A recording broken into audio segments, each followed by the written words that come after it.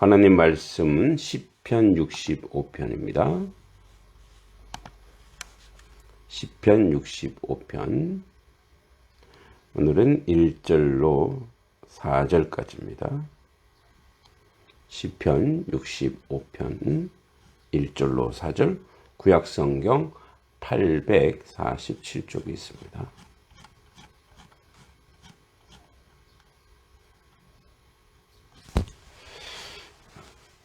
말씀 읽겠습니다.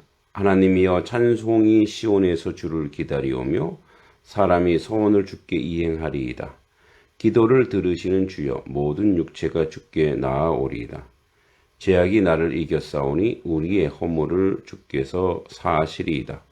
주께서 택하시고 가까이 오게 하사 주의 뜰에 살게 하신 사람은 복이 있나이다.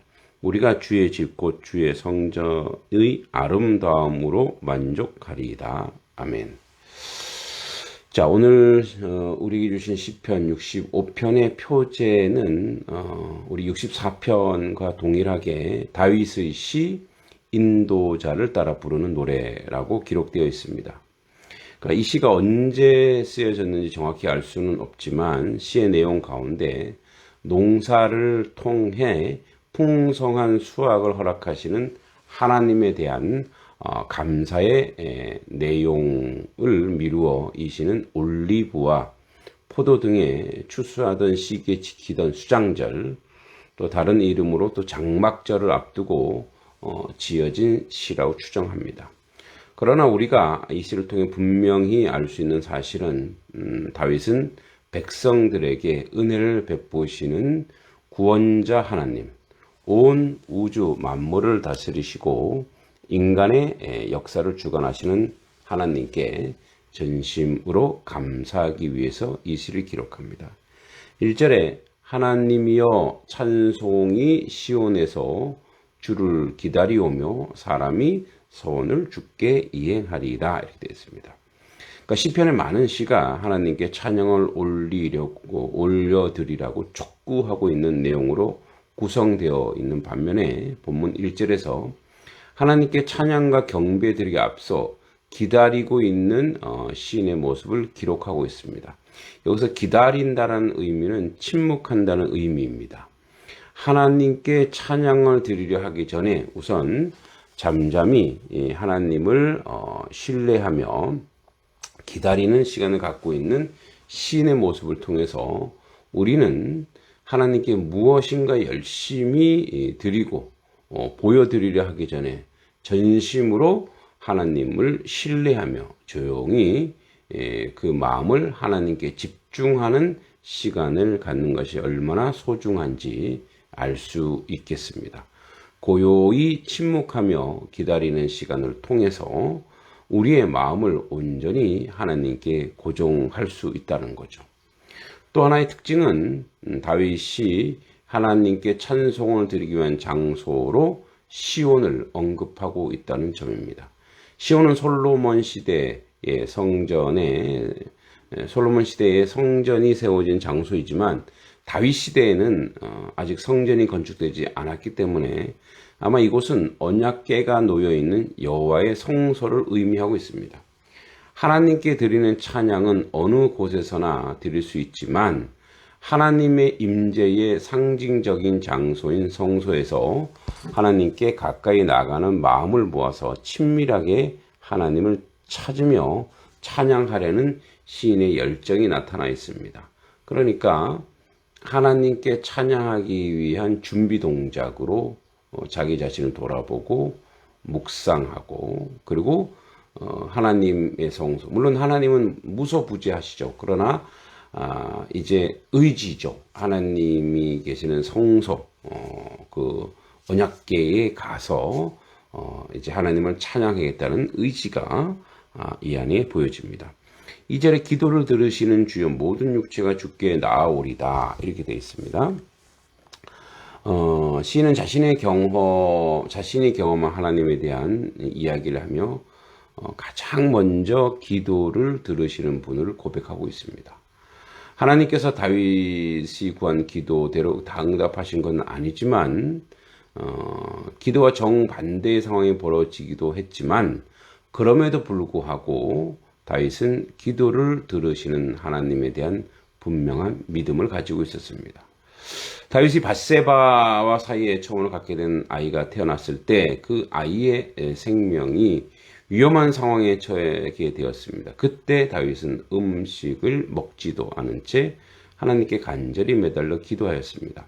그러나 막상 하나님께서 그 아이의 생명을 취하셨을 때 더 이상 원망과 분노를 드러내지 않고 하나님께서 보여주신 기도, 즉 살려주시는 것도 하나님이시고 죽이시는 것도 하나님이라고 생각하여 하나님이 취하신 것에 대해서 순수하게 받아들입니다. 하나님께서 자신의 기도의 내용대로 응답해 주심에 대해서 기쁨과 영광으로 돌리지만 자기 뜻대로 되지 않는다 하여도 그것이 하나님 뜻으로 여기고 순종하는 모습이 다윗에게 보여질 수 있습니다. 만물을 창조하시고 우리에게 가장 크고 위대한 일을 행하시는 하나님이 우리에게 베풀어 주시는 그 은총, 특별히 2절 모든 육체가 죽게 나옵니다. 결국 모든 육체의 결론은 하나님께 나아가는 것입니다. 그리고 하나님 앞에 서는 것입니다. 모든 육체의 결국은 궁극은 하나님 앞에 나아가 하나님을 찬송하는 것입니다.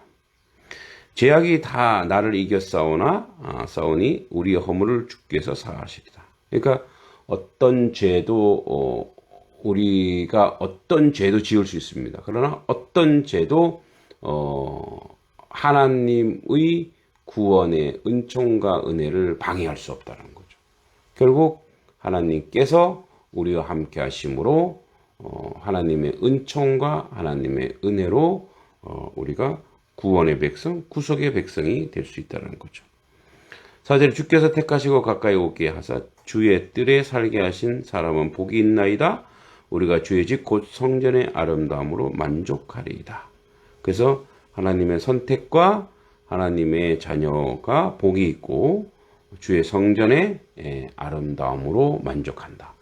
하나님께서 선택하셔서 주님의 뜰에 살게 하신 사람은 복이 있다고 말씀하십니다. 시인은 자신의 노력이나 열심으로 주님의 뜰에 나갈 수 있는 것이 아니라 하나님께서 택해 주시고 하나님께서 인도해 주셔야 된다고 합니다. 인간이 하나님과 친밀한 동행할 수 있는 그런 것은 하나님의 선택에 의해서, 하나님의 구원에 의해서라는 거죠. 그래서 주의 성전의 아름다움으로 만족하리이다. 우리 또한 하나님의 선택과 하나님의 구속의 은혜로 이렇게 구원받은 백성으로 살아갈 수 있는 거죠. 그래서 우리가 하나님의 집, 하나님의 성전에서 그 복되고 아름다움으로 만족하며 사는 인생이 될 수 있다는 거죠. 그래서 예수 그리스도의 구속의 은혜로 우리가 이 자리에 나올 수 있는 하나님의 크고 놀라운 영광이라는 것이죠. 오늘도 하나님의 은총과 은혜로 사는 하나님 백성 되기를 바라고, 오늘 특히 공휴일이기도 합니다만 부처님 오신 날이라고 하죠. 좋은 위인이긴 하나 우리의 구속과 구원과는 관계가 없죠. 오늘 이 나라가 우상숭배하는 나라가 되질 않기를 간절히 소망하면서 하나님의 구원이 그 어떤 인생에게도 영향력을 미치는 그런 날이 되길 바랍니다. 결국 인생은 모두가 하나님 앞에 나아갈 것입니다. 하나님 아버지 은혜 감사합니다. 오늘도 주님의 은혜와 은총으로 살게 하사 아버지 뜻을 이루는데 부족함이 없는 인생 되게 하여 주시옵소서. 모든 육체의 결국은 주님 앞에 나아가는 것입니다. 온전히 주님 앞에 순종하는 인생으로 복되고 놀라운 삶의 여정 속에 주께 주시는 사명을 온전히 감당케 하여 주시옵소서. 예수님의 이름으로 기도하옵나이다. 아멘.